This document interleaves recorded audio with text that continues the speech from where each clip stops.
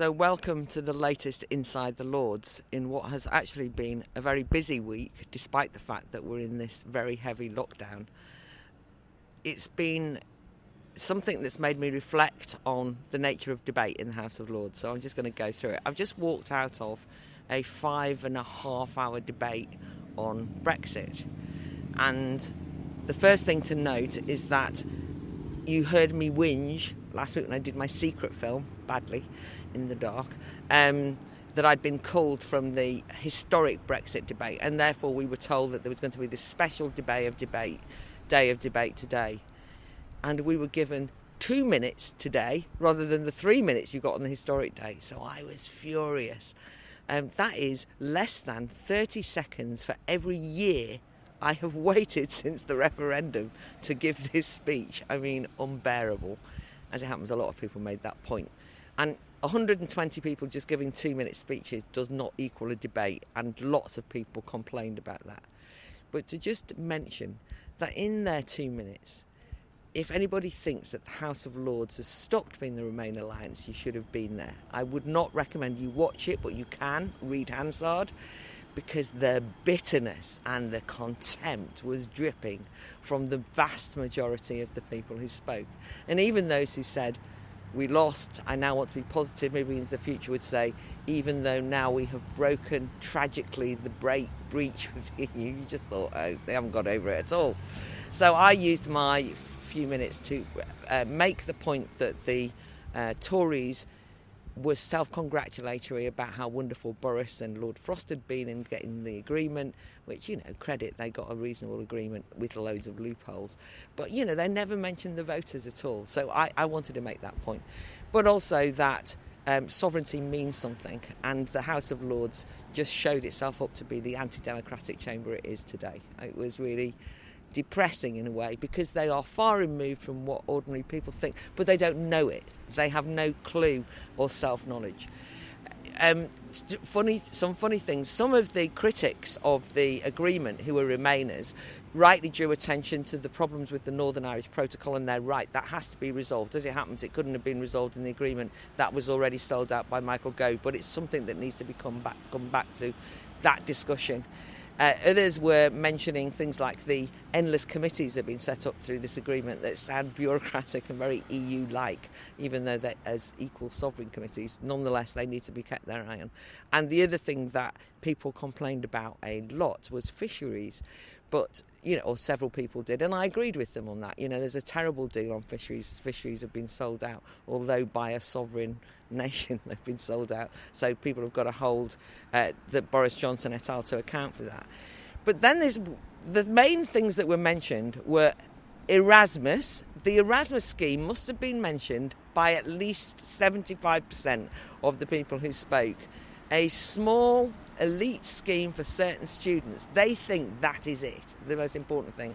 And the second thing that was mentioned a lot, and I'm a great lover of music, was touring musicians. You'd think that there was never going to be any music again because there's a problem for visas of touring musicians, which does need to be resolved. But they all mentioned it like it was a catastrophe, and associated music with European culture, which of course is the EU, which I object to because I love European culture, I love classical music, and the idea that it's killed off by this agreement is ludicrous. But it just shows you that they haven't got a clue what we voted for in 2016 still. OK, that's that.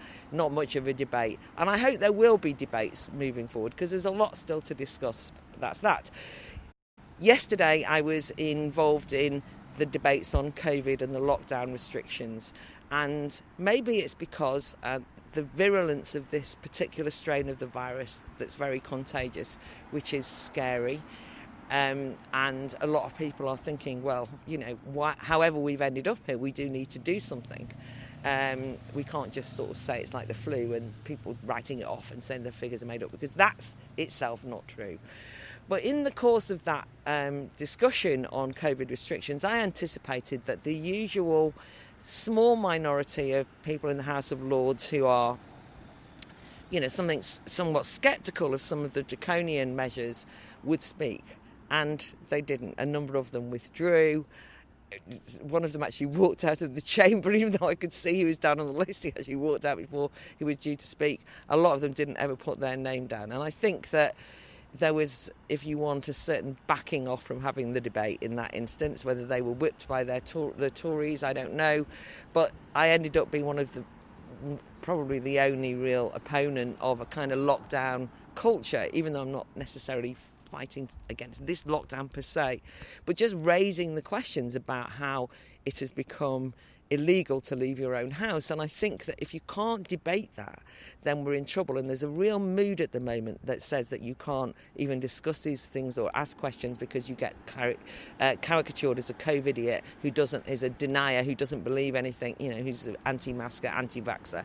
And those people exist, but they're a very small minority. And it's very difficult to have a genuine, open-ended, constructive way of dealing with this pandemic if they're going to tell you to shut up or label you and discredit you in that way. And it's got to the point where I feel like I'm going to be rounded up for asking questions. And that was the House of Lords. Pretty safe in there, you would have thought, but I felt very uncomfortable. And then the first day that I was here, which was on Tuesday, we were discussing domestic violence bill. The thing that was extraordinary about that in some ways was that you'd think there wasn't a COVID pandemic going on because everybody was talking about domestic violence, even though, in fact, if anything has exacerbated it, might well be lockdown. Being locked up with your abusers, not a great moment, as you can imagine. And I feel very strongly about domestic violence because domestic violence is vile, is really gross. I've got lots of instances personally where I hate it, right?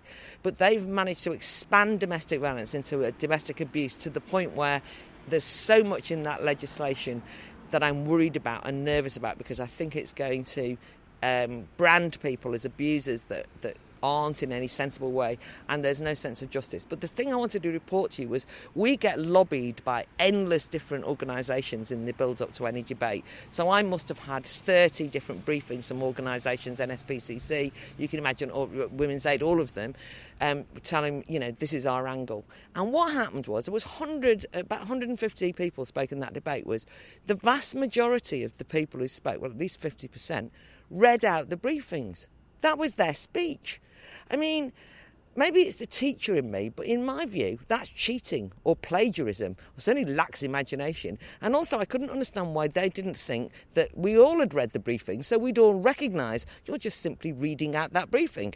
Have you nothing original to say at all? And of course, what it allowed was people started off saying, and, it's not often noted that one of the groups that's abused are elderly people. But by the time you'd heard that 70 times, the idea it had never been mentioned was a lie.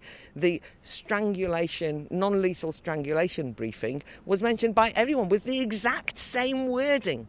So it made me realise that formal debate is not debate.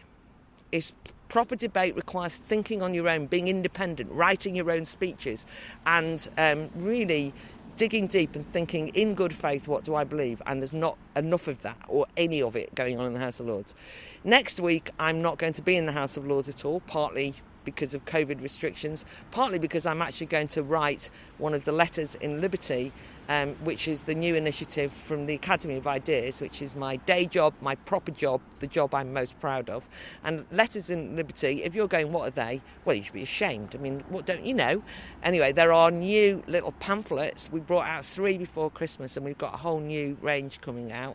Short, 3,000-word essays that are remaking the arguments for freedom and liberty, and God knows we need that now. And I will be writing mine on sovereignty and autonomy. So wish me luck in that endeavour. I'll be back to the Lords the week after. But actually, if you want real debate, look to the Academy of Ideas, not the House of Lords. That's my advice.